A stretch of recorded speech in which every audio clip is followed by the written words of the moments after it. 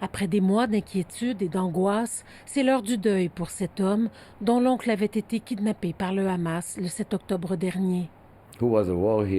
C'était un héros de guerre, dit-il, qui avait été blessé pour Israël pendant la guerre des 6 jours en 67.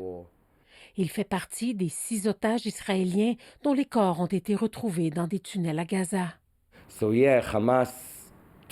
C'est bien le Hamas qui a enlevé mon oncle, mais c'est notre gouvernement qui l'a abandonné, s'insurge-t-il. Comme beaucoup de familles d'otages, il estime que le gouvernement israélien n'en fait pas assez pour les ramener à la maison.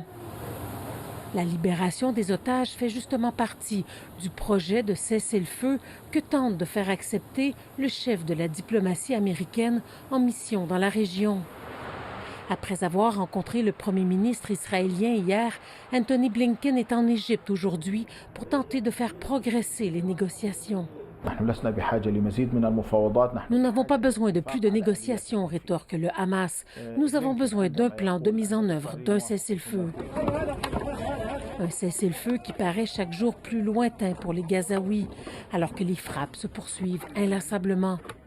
Aujourd'hui, c'est une école de Gaza qui a été la cible d'une attaque aérienne. C'est un nouveau massacre, dit ce responsable. Il y avait ici au moins 700 déplacés par la guerre qui se croyaient à l'abri.